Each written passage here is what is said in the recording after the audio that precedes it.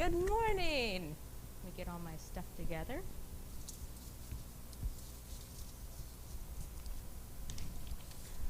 Okay, how many of you have ever made your parents sad?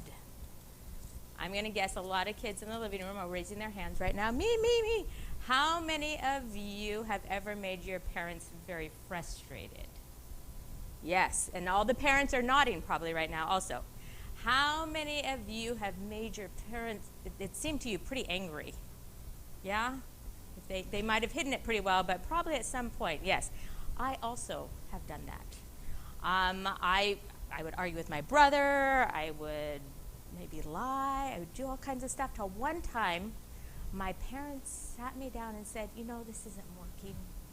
We're just going to give you up for adoption because you're not really the greatest kid, and we just need another one that's going to behave. So they gave me up for adoption. It was really sad. Not really. My parents loved me so much. Even when I did bad things, my parents still loved me.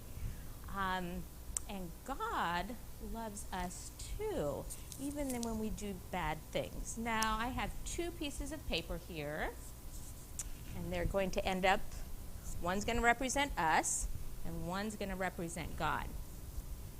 And just to save time, I've folded them already. So I have, this represents us, and this represents God. And this is our relationship with God. So we're going to see if anything we do can separate us from God. So I'm going to tape these together. And so that they're very firm, just so our relationship with Jesus should always be very firm. But there's people in the Bible, have you ever read some stories where people make some pretty big mistakes? So we're going to see what happens when that happens, if I can get this. Yay!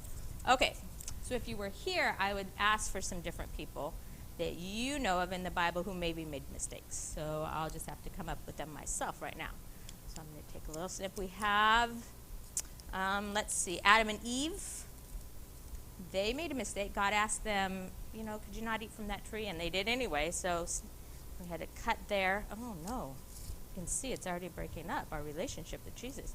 And then I have the disciples. They were hanging out with Jesus all the time, and they would argue, like, I'm going to be best. No, I'm best. Probably you've never done that with your siblings before. So, Ooh. Our relationship with Jesus looks like it's coming apart there. I don't know if he's going to keep on with his love. We have Jonah. When God asked Jonah to do something, did he do the right thing? No, he went the other way, and he had some consequences. And things are coming apart here. We have Peter. Peter lied. He said, Jesus? I don't know. No, the guy over there. No, I don't know him. 3 times he denied knowing Jesus. He also cut off somebody's ear. Not a good thing to do.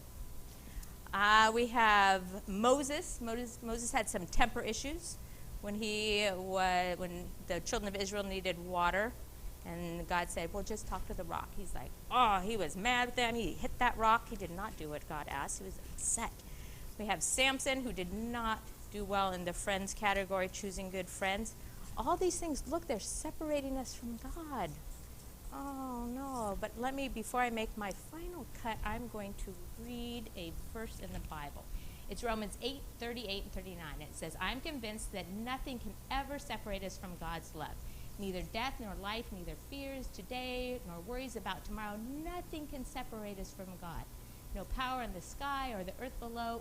Nothing can separate us from God, from God's love. So all these people and us, we do bad things all the time, and it makes God sad, but does it ever separate us from his love? Let's see.